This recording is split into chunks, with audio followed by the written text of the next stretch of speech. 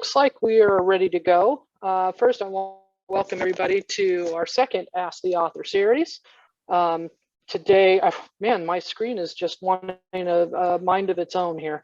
And my name is Laura Key, and I will be your moderator and host today. I'm joined with Dr. David Turpie, who is the Vice President of Education, Exhibits, and Publications. And just a couple of quick things. This is, we switched to webinar, so not all of this is really relevant to you, but I'm going to read it anyways. Please use the chat box or question and answer to ask questions. We welcome questions from the audience. This is why we're here.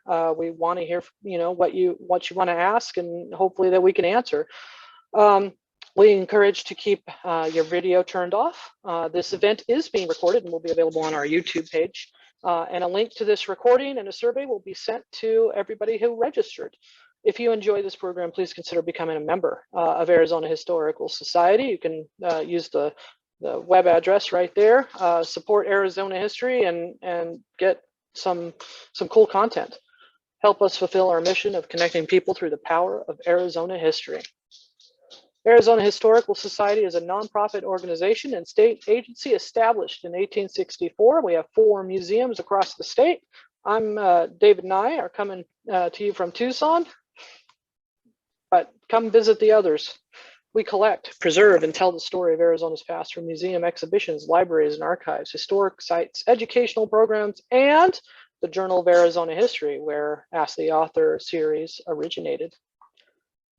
Stay connected to Arizona history by becoming a member at Arizona Historical Society. Sign up for an email list. Follow us on social media, Twitter, Instagram, Facebook. And most of all, order this really cool license plate. I know we're all hoping for a good monsoon season. So this is our monsoon season license plate, and proceeds help support the Arizona Historical Society. All right, so now I'm going to introduce, and this is quite an honor, to our speaker today.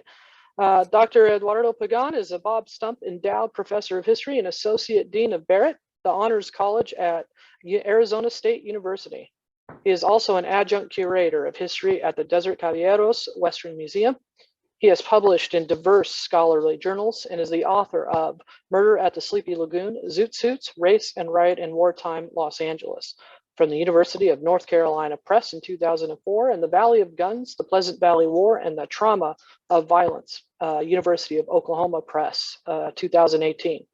He is also active as a public historian, publishing books on the history of Phoenix in the trade press, and was a co-host of History Detectives of PBS, and if I can add something on American Experience about the Zoot Suits. So I am very pleased and honored to invite Dr. Pagán to give this Ask Author series, where he will be talking about his book, Narrative and Imagination and Scouting on 2 Continents.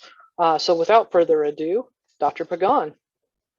All right. Thank you so much, Laura. Thank you for inviting me to be a part of this. And I just have to note, Laura, I just noticed you choked just a little bit when you used the term Arizona State University. Came out with just a touch of hesitancy there. Bear down. There you go. That's right. So again, for those who aren't familiar with our rivalry, that's really what we're speaking about, Arizona State University and University of Arizona. Although I should add that when I did an undergraduate degree at Arizona State University many years ago, when I graduated, I decided I would give graduate school a try. I wanted to study history further, so I went to the University of Arizona, and so I consider myself somewhat bicultural, if you will, when it comes to the Arizona institutions. Here's what I'll do tonight. I'll just take a few moments to talk about this article, part of my motivation for researching it, for writing it, publishing it, part of the process that I underwent to try and document the story of Frederick Russell Burnham. So let me start off with my motivation. And I want to say, in all honesty, I mean, I'm not one of those historians that delights in taking down cherished historical figures. And certainly, for those who know Arizona history and the history of the West, Frederick Russell Burnham is a known figure and cherished figure because of his memoirs and the roles that he played in the West that he talks about.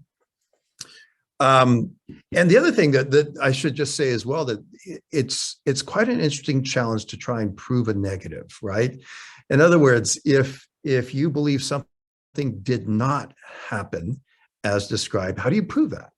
That's a real challenge. And so I came at this topic with a great amount of trepidation and humility. And here's why I actually then decided to publish this article. So when I wrote Valley of the Guns, and this was the story about the Pleasant Valley War from 1887 up to 1892, I gathered, as all historians do, you gather as much information as you can on that event, and you start sorting through about and trying to determine credibility of various sources, which sources corroborate other sources, as you're really trying to get at the bottom of what really happened in this historic event. And so as part of this, of course, Frederick Russell Burnham's memoir is Scouting on Two Continents.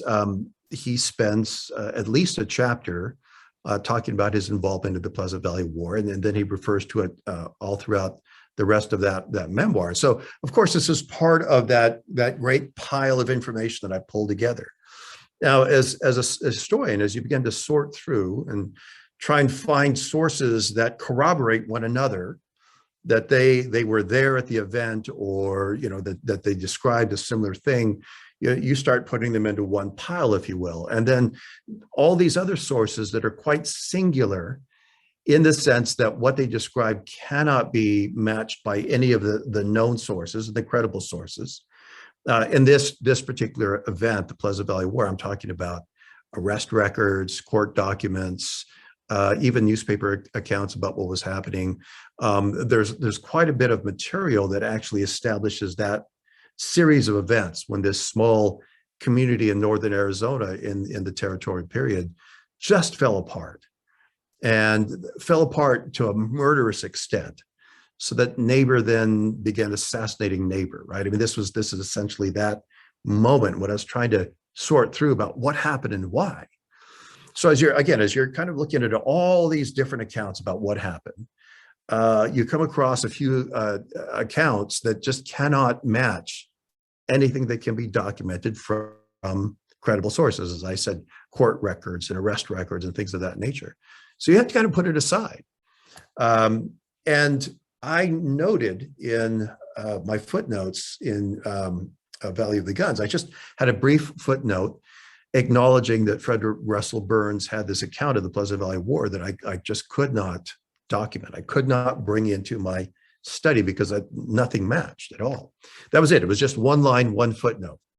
So fast forward a couple of years, and I happened to be online, and I can't remember why I was doing this particular search, but I came across a discussion online where some other people interested in Arizona history were wondering in this discussion why I didn't engage Frederick Russell Burnham's memoir, why I didn't include his account of the Pleasant Valley War. And that's when I decided, there probably needs to be a fuller explanation about why his memoir is a challenging historical source. And that's really why I set out to publish this article. And again, I want to come back to what I said before. I did so with great respect for the position that he holds, and not only for those who enjoy the history of Arizona, the history of the West, but also his descendants. Again, there was not an ounce of trying to discredit him, but at the same time, he has this pretty detailed account of what he witnessed and his own participation that I just could not corroborate by any source. So here's what I did in terms of doing my research is I read through his memoir, which is very conversational in tone, right? And it sounds as if you're sitting across a campfire, or maybe by a fireplace, and he's just telling you his stories about his life. And so it's very conversational, very readable, but at the same time, very detailed in terms of his life, what he was thinking, what he was feeling. So what I did is I went through the memoir and I began to write down all those references that he made to the Pleasant Valley War and to his life growing up in the Arizona Territory.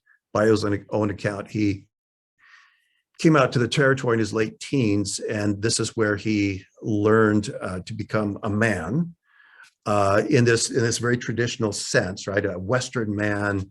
Not only did he learn how to kind of survive on the frontier, but he learned how to be a scout, and in particular, he learned how to understand American Indians, and his particular specialty were the Apache.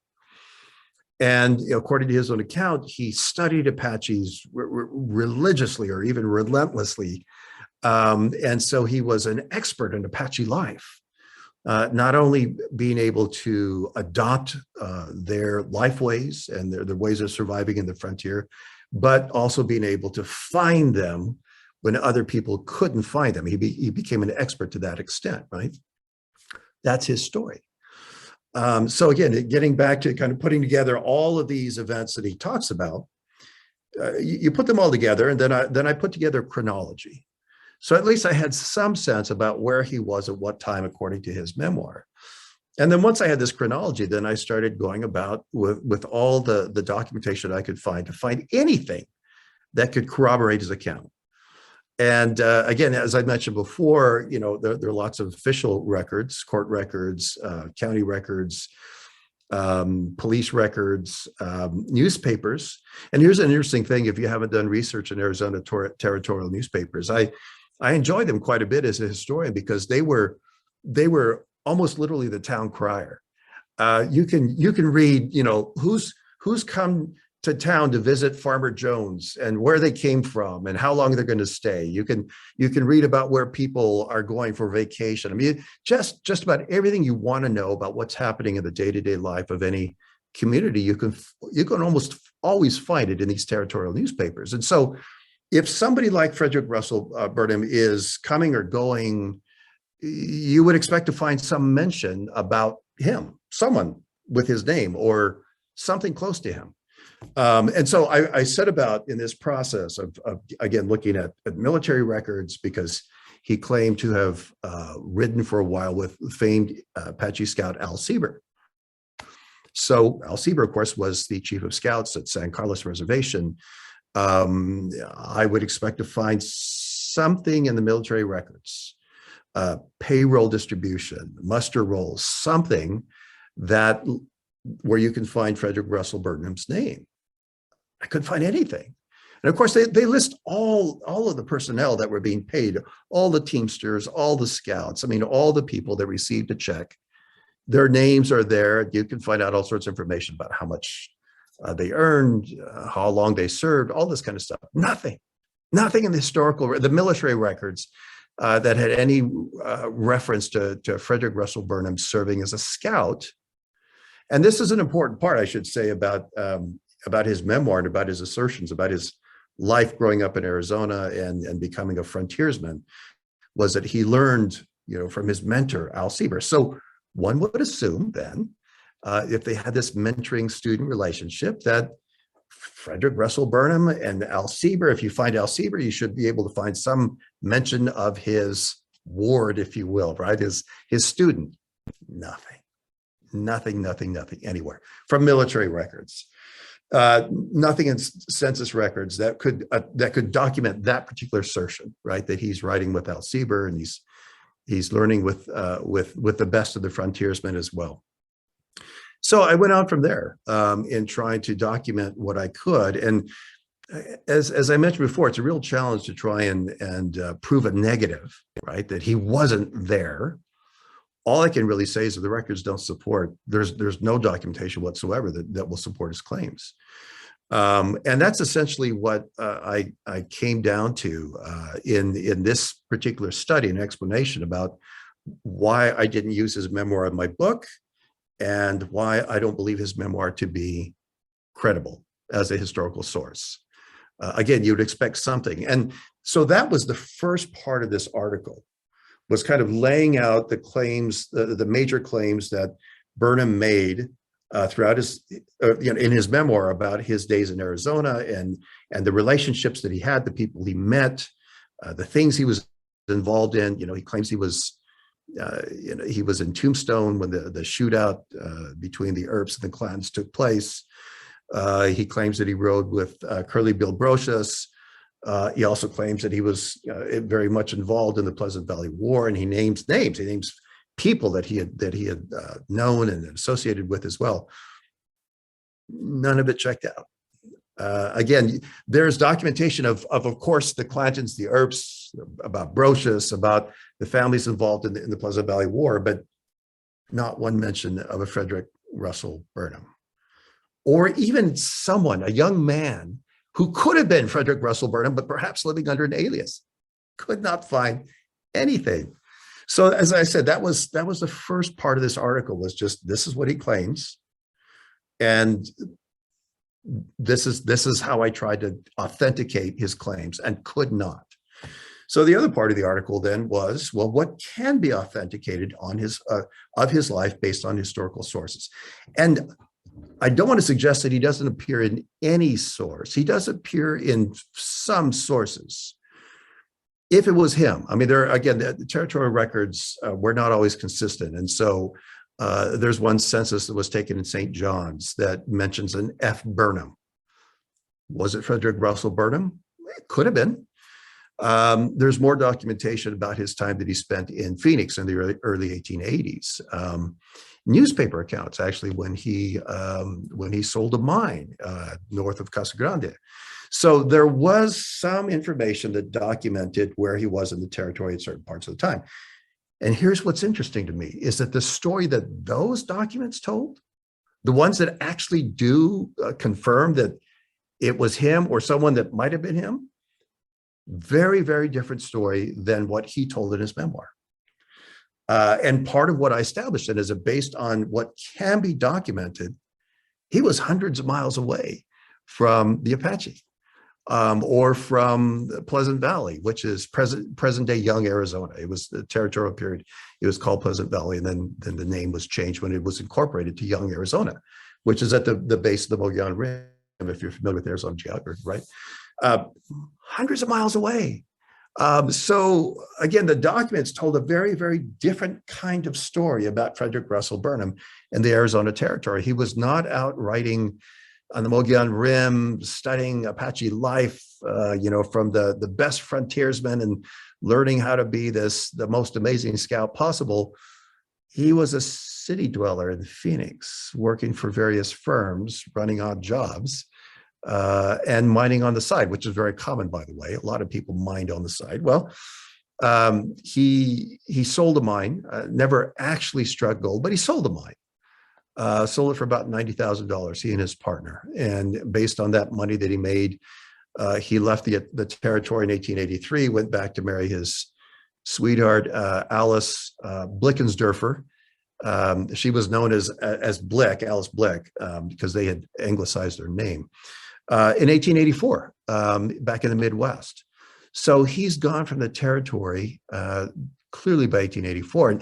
And here's the thing, and again, if you're remembering what I said before about the Pleasant Valley War, the Pleasant Valley War doesn't start until 1887.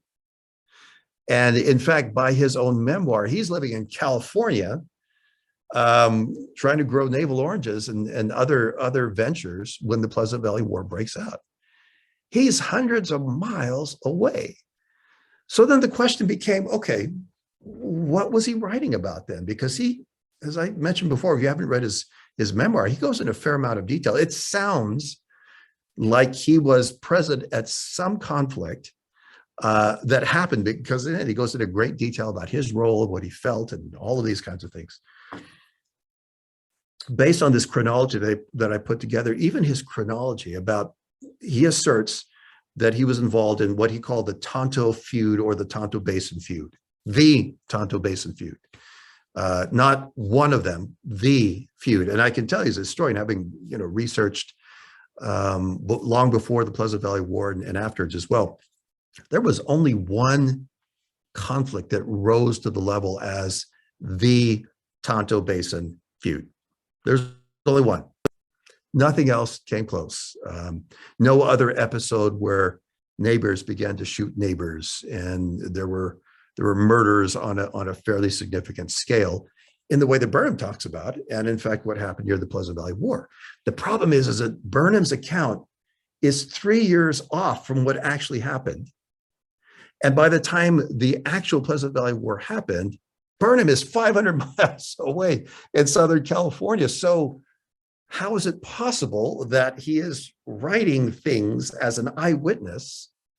And here's the other complication as well, is that the events that he describes, none of them match up to what can be documented for the Pleasant Valley War at all.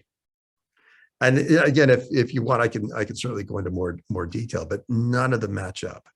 And what's curious is that in Burnham's memoir, for having been an eyewitness, he names none of the prominent families that were involved in the Pleasant Valley War. The Tewksburys, for example, or the Grahams, he mentions none of them. Other figures as well, John Rhodes, major figure in the Pleasant Valley War, in complicated ways. Okay, John wasn't involved in the actual fighting, but he was closely associated with the Tewksburys. Arizona Charlie Meadows, some of these others, he, again, his people that he talks about, they either didn't exist or they didn't live at the Pleasant Valley area or the Tonto Basin. So again, it was just very, very curious. He's got these detailed accounts and the facts are just wrong. The timing is wrong. And I even considered, what if, because my wife's grandmother, she lived with us for a while and she had dementia. Oh, she has dementia now, she's still alive. But I didn't consider, well, what if he was kind of in that stage where his memory is just, is getting mixed up, because of dementia or something like that. I don't think so. Again, it's a very detailed memoir. As I said, and this is one of the reasons why I think people really enjoy reading it, is because he writes from this eyewitness perspectives and he tells you all sorts of things. It follows a chronological flow. I could only come up with this conclusion about what he was doing and why he made these claims. Two of them. One, Frederick Russell Burnham was someone who enjoyed the limelight. He enjoyed publicity no matter where he went. In fact, when he left Arizona, went to California, and then from California, then he went to fight in present-day Zimbabwe in the Boer Wars. What really struck me was that there were a number of newspapers from New York City to San Francisco that carried accounts of his exploits as the chief of scouts for the Queen's Army. He was sending letters on a regular basis to American newspapers extolling his virtues as a scout. This was somebody, again, who sought the limelight. Now, I'm not a psychologist, I couldn't tell you why, but it was pretty clear that on a regular basis, he is sending letters out to American newspapers to talk about what he was doing. So one, he was somebody who had a demonstrable history or penchant for seeking the limelight. And so I can only assume, again, I'm not a psychologist, but I can only assume that this memoir was just part of pulling all of his stories together and of course, publishing them for readership. And it was very celebrated when it first came out as this true and authentic tale of this young man from the Midwest who grows up in the Arizona frontier and becomes a man and then goes on out and, earns military success in the Boer Wars. So one, I think he published this memoir because, again, this is someone who sought the limelight. He needed that kind of attention. But it'll come back to me now, the second reason why I think he published this memoir. And perhaps as we discussed, Laura and David, it'll come back to me about the second reason why I think he published this. Oh, it was this, and this is really the title of this article that I wrote. In the days of the Old West, long before television, certainly the internet, radio, movies, people entertained themselves by telling stories, tall tales. And those stories weren't told necessarily as facts. They were told for entertainment value. And there is some evidence that Frederick Russell Burnham was a known teller of tall tales. He was considered to be quite amusing by his friends, and they loved to gather around him and listen to his stories. And so I think this is part of the other reason why he told it, is because this was a life of creating stories for entertainment value. And I would guess that if we were to go back in time and we're sitting around a campfire, killing time, telling stories, the truth of the stories mattered less than the entertainment value. And so I think that was part of his character as well, is that he was someone who enjoyed entertaining. And he entertained in the way that he knew how, is that he told entertaining stories. And no one ever really fact checked him. Again, this is not what one does around the campfire. You just appreciate having a good chuckle or whatever the entertainment is. And so that's the second reason why I think he published those memoirs, is that he was really what I characterize as a raconteur extraordinaire. In other words, he was an extraordinary storyteller, and he was known for his storytelling. And I think that's why he published this memoir. Again, it wasn't to establish history, and it wasn't necessarily to establish fact-based events, but I think it was more for its entertainment value, because that's what he'd been doing his entire life. Now, that being said, the reason why I'm saying this in terms of fact-based events, so his book, of course, he starts off in the Midwest. Then there's a significant part of his kind of coming of age, which happens in the Arizona Territory. And then from there, he talks about his exploits in Africa and the Boer Wars, right? It was in those chapters about the Boer Wars where he makes a remarkable claim that by the time this memoir was published in the late 1920s, he had to have known none of it was true. He had to have known. Now, I'll tell you why in just a moment. Now, here's the claim that he made. He claimed that he single-handedly stopped the Second Matabele War because he took out the leader, assassinated him, killed him. And he writes about this, again, in great detail in his memoir. That he did kill somebody, but that person he killed was not the leader of the Africans who were fighting against the colonialists. He was just some innocent priest. He was not involved in this rebellion at all. And after the Boer Wars were over, and Burnham was one of the lone survivors of kind of the equivalent of Custer's last stand for British troops, there was this enormous investigation that was conducted by the British military. There are a lot of people that suspected that Burnham had snuck away when this military unit, this British military unit, was surrounded by African warriors and fought to their last, but he slipped away, he and another American scout. And so there was this enormous investigation. The reason why I'm telling you all of this is that it was known that the Second Matabele War wasn't stopped with the killing of this innocent priest. It went on. And even if he didn't know this, I mean, in the investigation that happened afterwards, he surely should have known with all the facts and information that was involved in this investigation.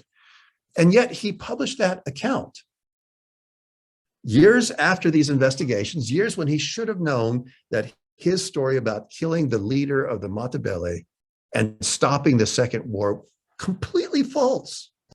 He published it anyway. So I just asked you to kind of ponder, what kind of personality would do that? Why would you publish a story so outlandish, so demonstrably untrue? Why would you put it to paper and publish it and stand behind it as if this were fact? I don't know. Again, I'm no psychologist, and I've thought about this for a long time. What personality does that? All I can say is that I think it's pretty clear that this is someone who really sought the limelight and enjoyed it. And at the same time, it was very clear that he was a renowned storyteller.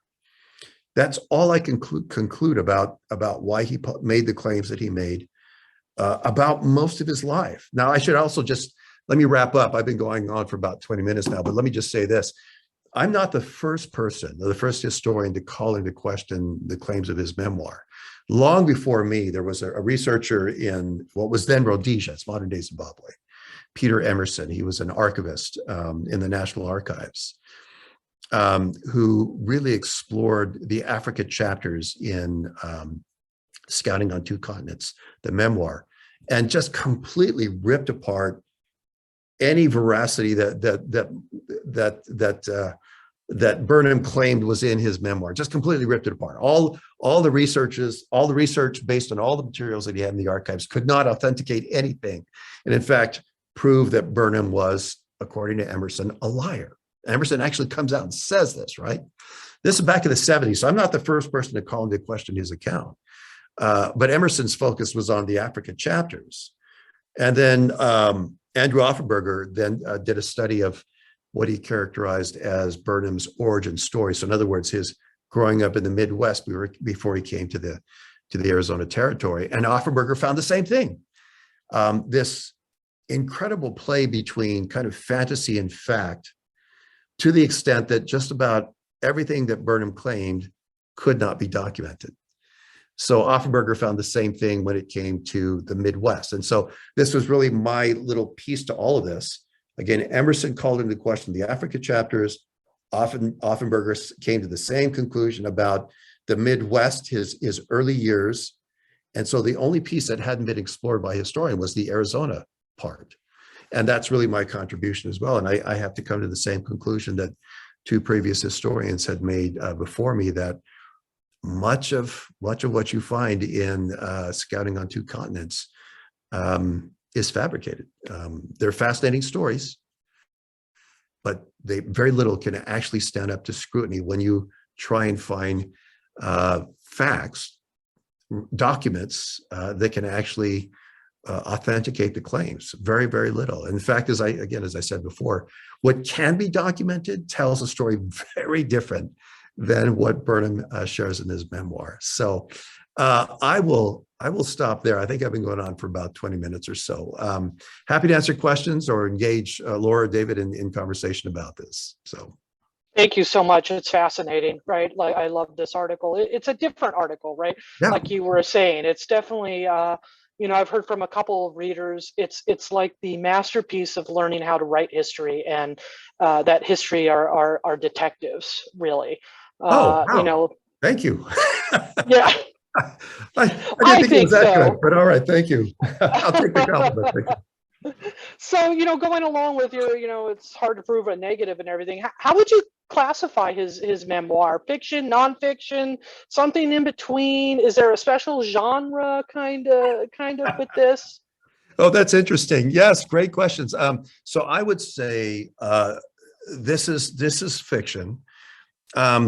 But I don't say this in a pejorative sense because, as I note in this article, he's not the only person who lived in the time period that he wrote about, who then later wrote memoirs that were so grand in scale and so grand about their participation that for other eyewitnesses, they completely rejected those claims, right? I mean, Tom Horn is another one, right, who claimed to be part of the Pleasant Valley War. And it's very clear that he was miles away from anything that happened. So there is this very unique genre of historical fiction coming out of people who had lived through the period and then wrote memoirs about their experience that just completely inflated their role and inflated the events. So yeah, I talk a little bit about this in the article about its reliability, and it is reliable in the sense that this is what Burnham wanted you to understand about his life, that he was this studious adventurer, that studied the natives, and he was a skilled scout and all these kinds of, it's reliable in this sense of what people wanted to think of the West. Was it the actual West? No, no, it's more in the realm of, Bonanza or High Chaparral or some of these other good Westerns, which I enjoy, but didn't actually happen. Well, and that kind of leads to a question I have of a historian of the West. It's sometimes hard to write about the history of the West, especially when you're looking at the founding and everything. How does Burnham's story really typify the Old West, or like I sometimes say to my students, like the myth of the Old West, a John Wayne, John Ford kind of Old West? How does he fit into that, or does he? Maybe he's different. Oh, no. I think you hit it on the head. He's definitely part of the myth making of the Old West. Um, the stories he tells, that, even the ways that he describes Apaches, some of the historical figures, that's all part of this myth making. So his memoir, as I recall, I think it was published originally in 1926. And by this time, the West is settled. And as you know, there's always been a fascination about the West. And the West has always inspired great stories and mythology. It's a place in American history that really captures our imaginations. And so his book is all part of that long trajectory of myth making about the Old West. So yeah, it would make a great movie, but it doesn't hold up to historical scrutiny. In fact, I'll tell you this, again, for those who didn't read the article, all evidence proves that he was raising hogs in what is now Mesa, Arizona. It was Mesa City. Raising hogs, it's really hard to write a kind of a best-selling memoir if that's all you were doing in the West was raising hogs and barely scraping by. It's much more fascinating to hear stories about his fighting with Apaches and fighting with other rustlers and discovering gold and all these kinds of things that are elements in the myth of the West, right? That's a much more exciting story. That brings up a question that I have, which is how do you think his memoir compares to other works around the same time? I mean, like in the article you mentioned Edgar Rice Burroughs' Tarzan series, so there's this sort of imperialist literature out there. And then when you just mentioned that he published the memoir in 26, it reminded me of, I believe Stuart Lake's biography of Wyatt Earp came out in 29. So there's sort of these, semi-biographical, semi-fictional accounts like that coming out. Where do you think Burnham's work fits in that larger literary world of the 20s? Yeah, no, that's a great question. And so, there's, particularly the 20s and up until the World War II period, perhaps you can argue that it continues on. Part of the meta narrative, the grand narrative that underwrote a lot of books and studies and even fiction, speaking about Edgar Rice Burroughs, was this narrative. One was that that whites of the world could best the natives. They could out native the natives. But what made them superior was not only could they out native the natives, but they also could then establish a modern civilized world where the natives are still living in mud huts, right? So that was all part of this meta narrative that produced stories about Tarzan, right? Again, what is Tarzan about? But an Englishman who masters the wild and comes to control it. He's the lord of the jungle, right? Why? Because of his natural superiority, right? I mean, it's all part of this narrative that is happening during this time. These stories, Alan Quatermain, right? Scouting on Two Continents fits within this meta narrative of an average white person who is thrown into extraordinary circumstances and masters them, betters them. Burnham spends a fair amount of time talking about how he out Apache'd the Apaches, that his skills were so honed and so refined that even while he slept, he could detect their presence and he knew exactly who they were, right? Whether they were Tonto or Chiricahua or Lipan or Hikari, I mean, the list goes on. Is that he was so attuned to the Apache mind and the Apache way that he knew exactly who they were, even as he slept. Well, that claim itself sounds pretty remarkable to any modern person, any rational person, but nonetheless, that was his assertion. So anyway, it fits within this larger genre of stories that are being told during this period of what was called at the time the white race. I mean, that's certainly part of the literature, and how they could better the native population. And Burnham was clearly an admirer of prominent colonists and certainly of prominent eugenicists of the time. Madison Grant and Lothrop Stoddard. He was an admirer of these people who made these studies arguing about the inherent superiority of the so-called white race of the world, which interestingly enough was kind of served as the intellectual underpinning then for Hitler to develop his own narrative about the master race as well. But nonetheless, that's where Burnham falls within this genre of storytelling about the white race mastering the world. That's how I see it. Great, thank you. And I don't think we've gotten any questions from the audience yet, but I'll just mention that if anybody has any questions for Dr. Pagán, please post them in the chat. Laura, I don't know if you have any more questions. Let me just mention actually while we're waiting. Both of you had asked this question about kind of the literary context. I'm sure you're both well aware of Zane Grey as well, and Zane Grey was publishing during this time, and Zane Grey also wrote about the Pleasant Valley War and did something very similar. Last Man Standing, I think, or To the Last Man, his book on the Pleasant Valley War. He went up to Young and studied the event, and for whatever reason chose to create this narrative about a kind of a Romeo and Juliet story set in the frontier to then tell his story about the Pleasant Valley War. And it's kind of the same thing. Now, Zane Grey never claimed that he was a historian, but nonetheless, he claimed that he was writing about the Pleasant Valley War based on his having traveled there and lived for a while in the Tonto Basin. And his story is just pure fiction. It's just absolute fiction.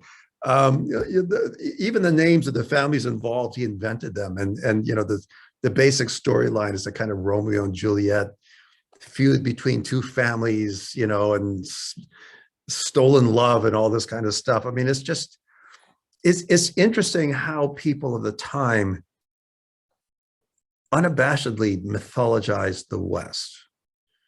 And I'm not exactly sure why. I mean, maybe it's because that's simply what sold stories.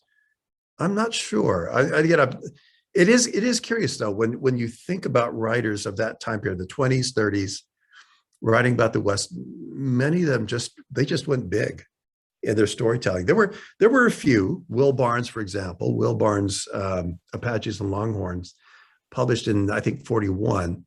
Will Barnes tried to keep it on a historical level, but even there were people who called into question Barnes's accounts of how he was kind of the Forrest Gump of his day that happened to be at key historical moments, right? He just happened to be there to see things. So even Barnes, in his effort he criticized these other myth makers and he set out to tell the authentic story. Even he couldn't resist kind of, I don't know, embellishing in a way that contributes to this myth. I'll just say the myth of the West is a powerful story. It really is. And I love Westerns just as much as anyone else. I mean, we could spend our time talking about our favorite Westerns, but I have to acknowledge that these are stories that tell us more about ourselves as an audience than they do about the past as it really was, right? And that's what we aspire to as historians, is to tell about the past as it really happened or as it really was. And so there's this great difference, but the lure of myth making is powerful because they're great stories, right? And we all want to situate ourselves in these great epic dramas of good and evil and humans versus nature and all these kinds of things that constitute the West, right? And the stories of the West. Well, history is a little more, I find it even more interesting, but it's not quite on that epic scale. So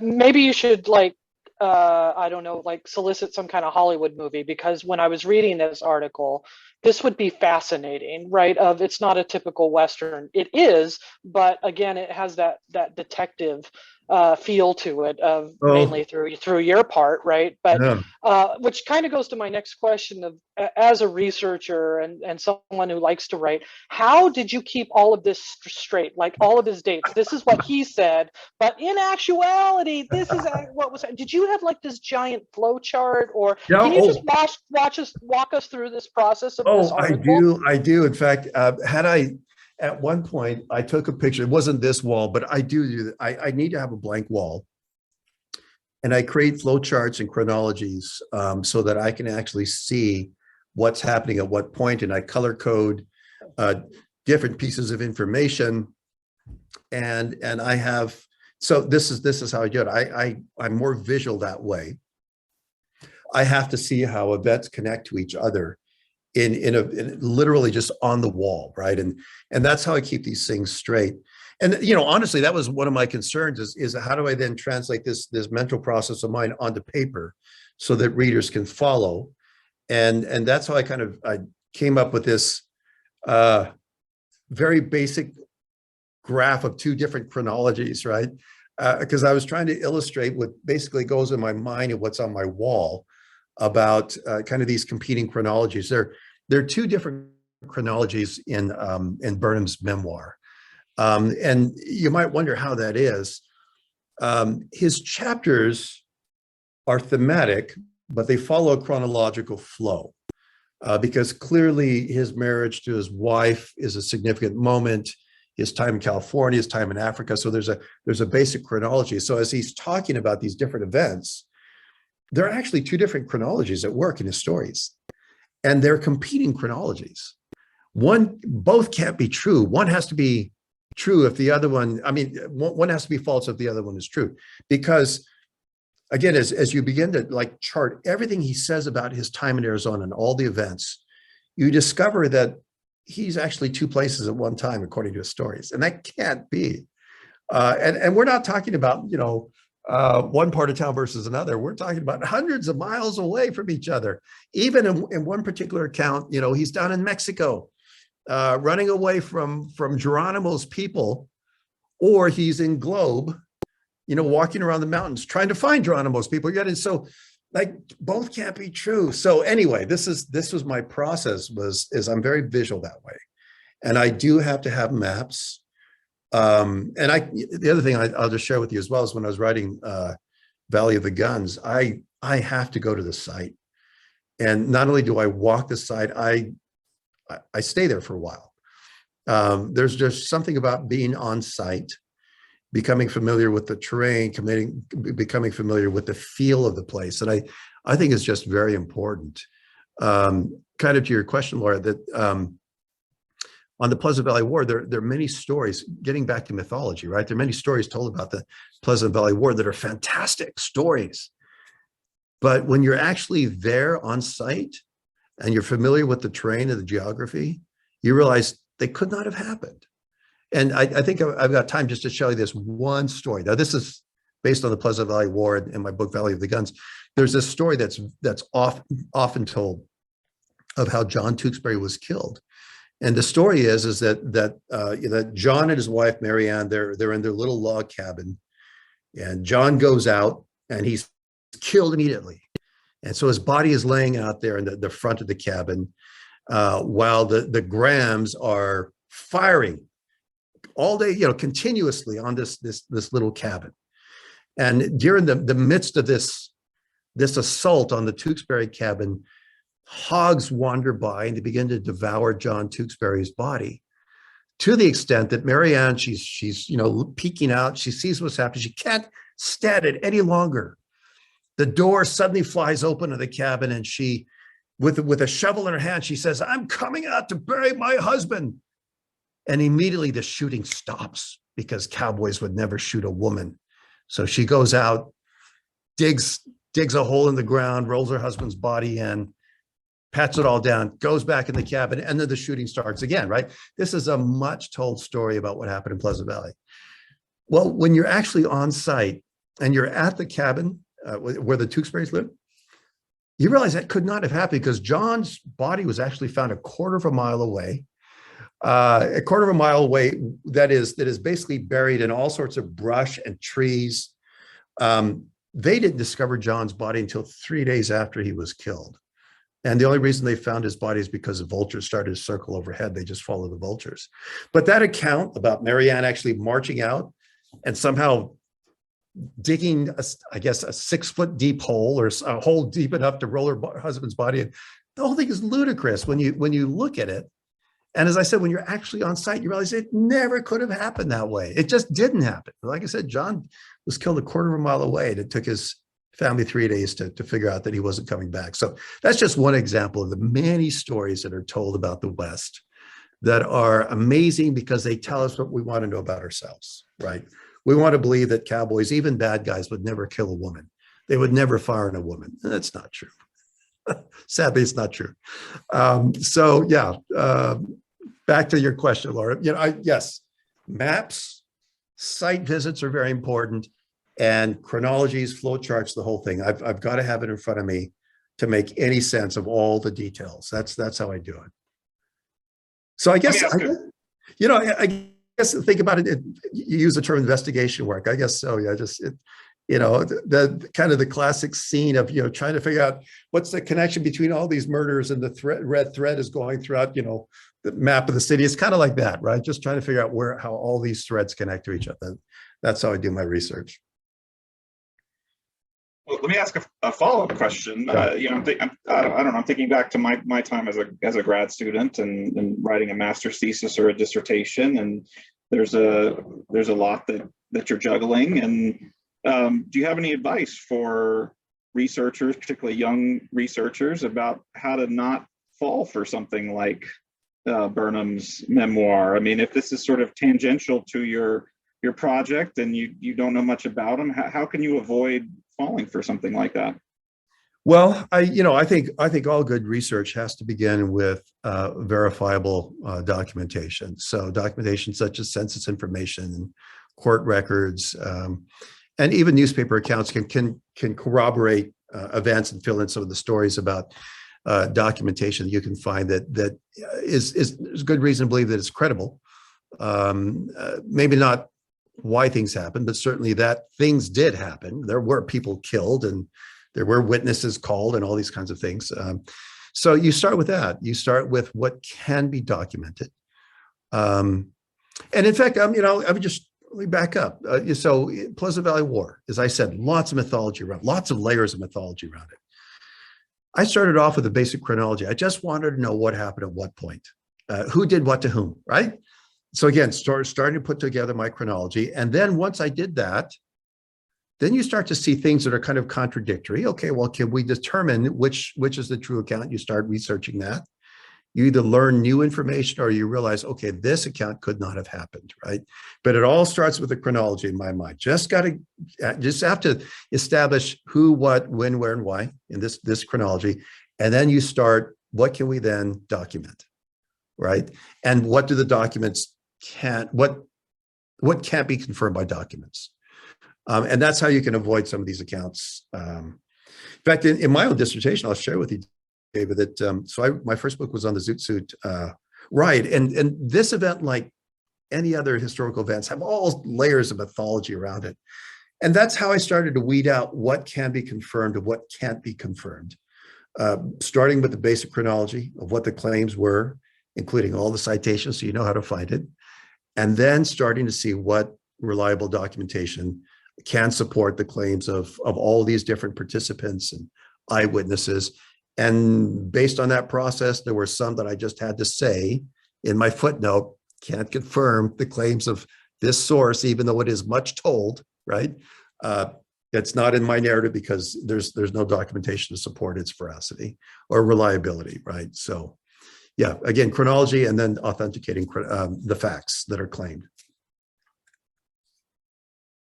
I think I saw a question that flashed across. Yeah, there's one question from Paul. In Southwest history and culture, if that scenario about them not shooting the wife, in that scenario did happen, if a wife became widowed, what would she typically do for the rest of her life? Marry, live with the family, go elsewhere? Is there something particular maybe in the Southwest that could answer this? I would say all of the above, so let's go back to Mary Ann Tewksbury. Her husband was killed.